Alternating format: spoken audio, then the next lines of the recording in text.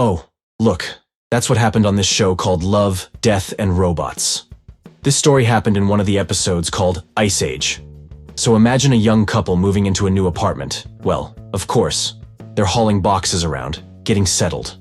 And Rob, the man, notices an antique refrigerator in the corner, which was left by the previous owner.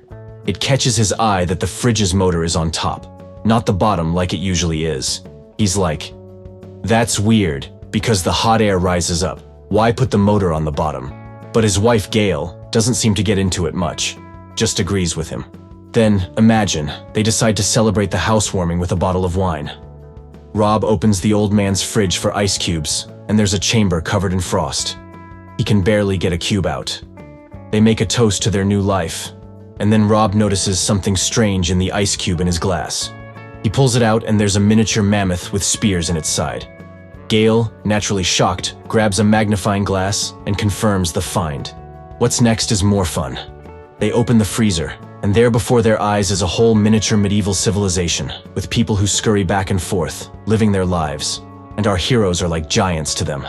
Gail can't believe this is really happening, and Rob is still trying to figure out how it's possible. She remembers that mammoths were extinct by the end of the Neolithic, so that means they're seeing something from the early Middle Ages. And then Rob, not knowing what to think, just agrees with Gail and they decide to hide. And here, my friend, is the continuation of this frantic story. After the whole mammoth thing they found in the ice, Rob was apparently a little sad about this little guy. So he buried it in a pot of soil. Gail tried to cheer him up, saying that maybe this mammoth would make a good fertilizer. So, as you can imagine, curiosity got the better of them, and they went back into that freezer. And what do you think? Everything's changed dramatically. A medieval town turned into a place out of the Industrial Revolution.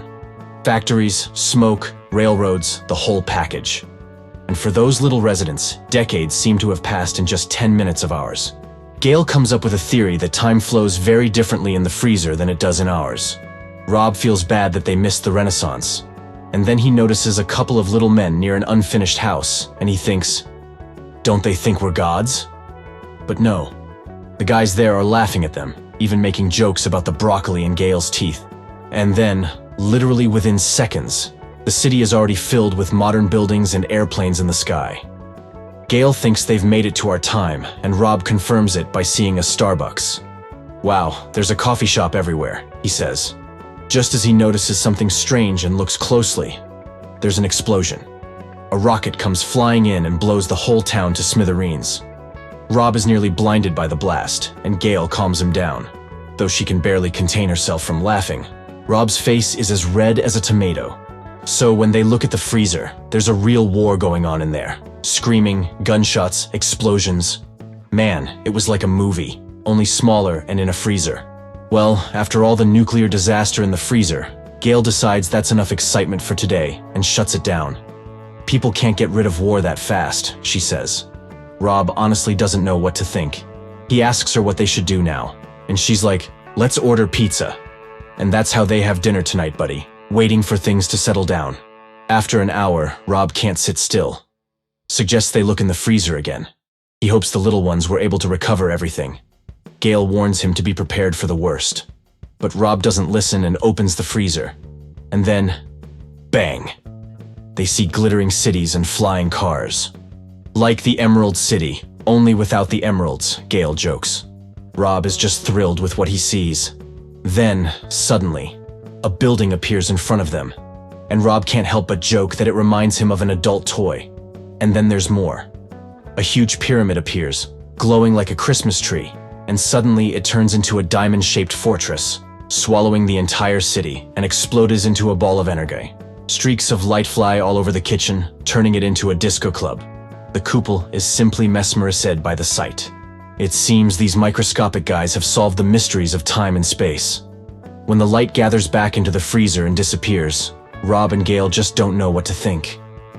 Will they ever come back? Rob wonders. But Gail doesn't seem to believe it. And so Rob, with sadness in his heart, pulls the refrigerator plug from the outlet, resigning himself to the fact that their little friends are gone forever. Gail, knowing how much Rob has grown attached to these tiny creatures, hugs him, trying to comfort him. Then she closes the freezer, deciding it's time to call it a day.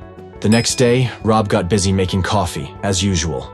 Served one cup to Gail, and there they sit, silent, as if yesterday's adventures had left them speechless, both thinking about that mini-world in the freezer, hoping those tiny inhabitants are still there, alive. Determined to waste no time, they open the freezer again, and a cold mist pours out at them, as if from a magic chest. And lo and behold, you can imagine, they see a new ice age. There, at the very bottom, primitive Homo sapiens are feasting on brachiosaur bones. Everything starts all over again. Only now it's the age of the dinosaurs. And in this primordial world, there is a roar that makes the furry Homo sapiens jump with fear. It is T-Rex, himself a tyrant among dinosaurs, announcing his arrival. The scene is like from the most tense thriller. Homo sapiens in panic run away in all directions, but one of them is the unluckiest of all. He finds himself right in the jaws of the giant, and the last one left on the battlefield tries to get away, but the T-Rex is already too close, ready to make him his next meal. Can you imagine? These guys have an entire world in their refrigerator that lives by its own laws, moving from one era to the next. Now that's what I mean. Morning coffee with a show. Well, there you have it. And it turns out that our couple with a freezer in their apartment is like having a portal to a pocket universe. Imagine, it's like a window into a world where life evolves at breakneck speed, jumping from one era to the next, trying to escape the confines of reality. Some even say that this may not just be the end for the mini-world, but an opportunity for it to move to another dimension. How many times has this cycle been repeated inside an old refrigerator already? And has it always followed the same scenario? Maybe the previous owners of the apartment were also fascinated by this spectacle, until one day they got bored with it and decided to leave this miracle refrigerator to the next generation. All this talk about the world in the freezer makes us wonder if we too are part of some great cosmic drama, the script of which is not written by us.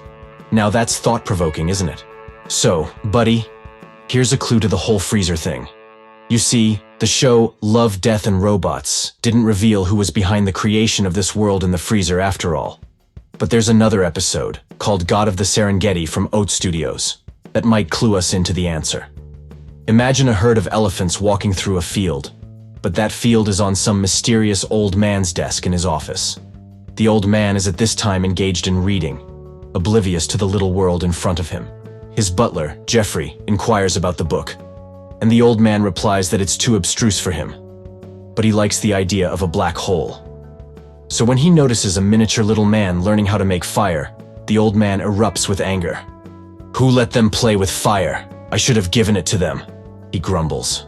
Jeffrey reminds him that it was going to be a long time before that moment.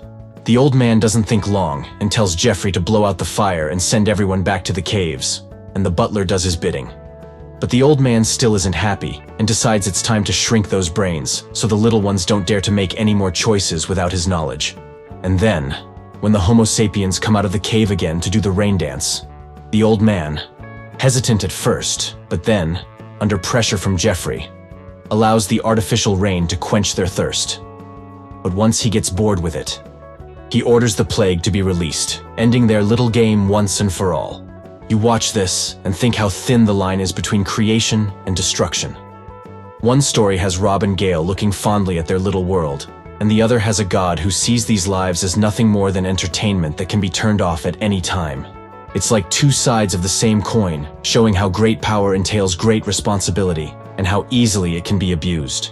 And so, friends, we have come to the end of our journey through the worlds of Love, Death, and Robots, and the God of the Serengeti.